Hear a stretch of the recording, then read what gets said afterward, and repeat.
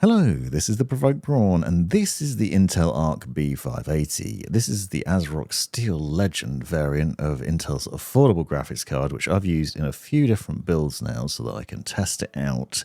And one of the problems I've had with it, as you can see, is quite a significant issue with Wreckfest 2, where there's graphical artifacting around the car and on the landscape, just various different nasty graphical problems with this game particularly, and some other issues that I want to talk to you about.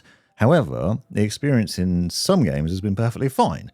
Come Deliverance 2, for example, Stalker 2, Indiana Jones, and a variety of other games ran really well on here and deliver really good performance without any of those graphical problems. So I won't say it's a universal issue. So I'm going to show you some of the things here and talk about the performance of it in these systems. I'll leave the specs of the builds in the description below, as well as links to the full reviews of those cases where I talked about the cooling performance of these setups and more. Obviously, the appeal of these Intel Arc graphics cards is just how much money they cost and how you can create a pretty good system with an affordable GPU. This one cost around £300 sterling, and you'll probably find it for similar in dollars. And in a world where GPUs are getting more and more expensive, this is actually a very good option, and one that does perform pretty well, as I'll show you later on. Despite those initial issues, some of the other games work really well. And bear in mind, this is a 4K monitor that I'm using as well. This GPU isn't really designed for 4K, but with things like Intel's XeSS technology getting better over time, which is an alternative to NVIDIA's DLSS, for example, and uses upscaling technology to improve your experience,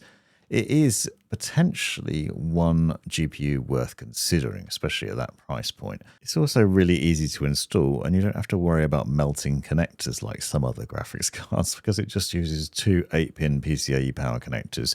So it's fairly straightforward to install, and you should have those power cables pretty easily with your power supply unit, so you don't have to worry about that issue that you might have with other cards that require multiple cables, or 12-volt high power connectors, for example. Other highlights of this GPU include 12 gigabytes of GDDR6 RAM on board, and it also has 3 DisplayPort 2.1 connections and 1 HDMI 2.1A as well available.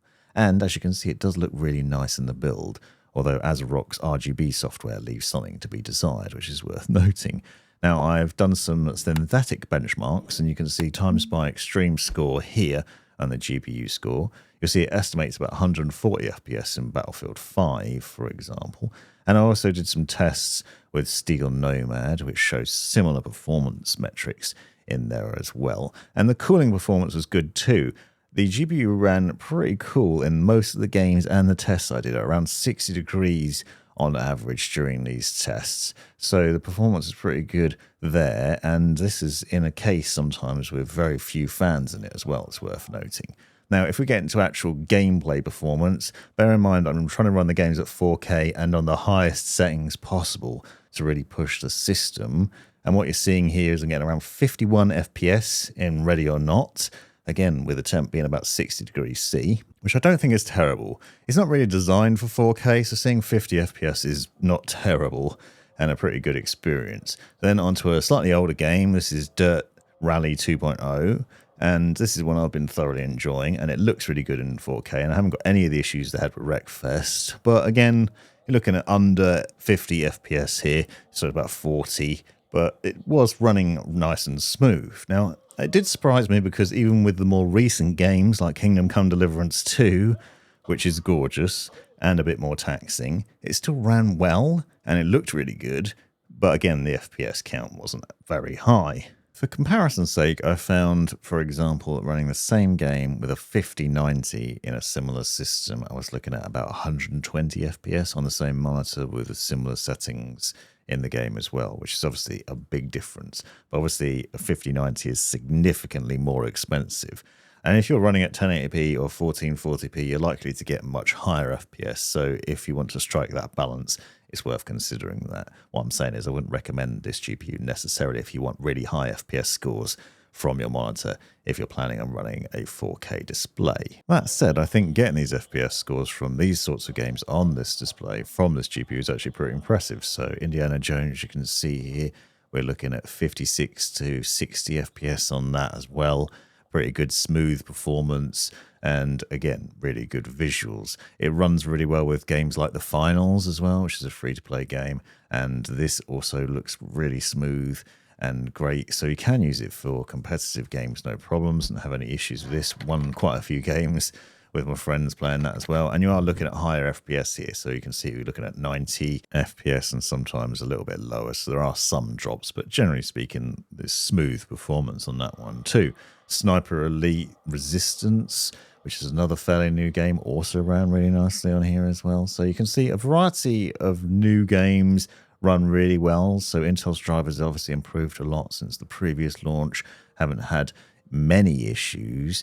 It was just Wreckfest 2, which was odd. So it was performing odd. Now this game worked perfectly fine in other builds that I've done. So it worked well with the RTX 5090, for example. So it's not the game itself that's the problem, I don't think. And I did play around with a variety of settings, adjusting things like the anti-aliasing and other settings in here as well. I just found that I couldn't get it to work nicely. It could be the game, to be fair. It is a brand new game and it is an early access, so it might just be one of those sort of random issues, but I thought it was worth noting.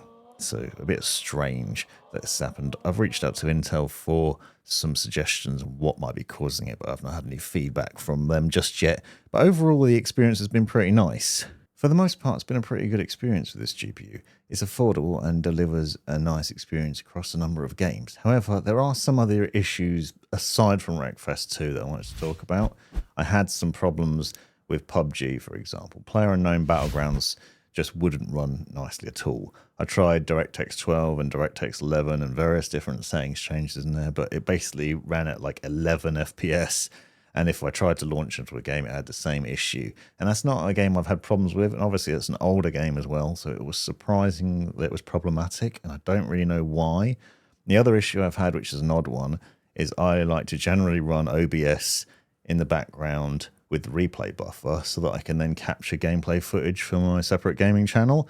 So I like to get clips of tips and tricks videos, for example, for that. I found that I couldn't do it. For some reason, this Intel GPU, despite trying various different settings in OBS, would not record nicely. Or when it did record, the gameplay footage was stuttery or laggy or just stopped at certain points and just froze. The game would be running fine, but the recordings wouldn't work. Now, this is pretty niche, obviously. You might not be looking to record gameplay footage. And obviously, trying to play at 4K and record, I was downscaling, is putting a lot of pressure on a pretty budget or mid-range GPU that might be just too much for it, so maybe it just wouldn't work nicely. Now, this is odd though, because I did use the previous generation of Intel Arc GPUs, and it did work on there, so I don't really understand why it was a problem here. A bit of an odd one. So there's a couple of odd issues.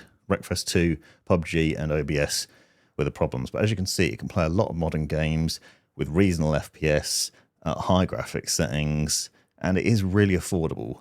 So I would recommend considering it, just maybe not if you like playing PUBG a lot, or if you want to record your gameplay footage at the same time. Hopefully you found this video useful. Don't forget to check out the links in the description and to see the specs of the builds that I use. This has been the Provoked Prawn. Thanks for watching. You've made it right to the end of the video, you brilliant legend you. If you've enjoyed it, click that subscribe button, give me a thumbs up, and drop me a comment down below if you've got any questions.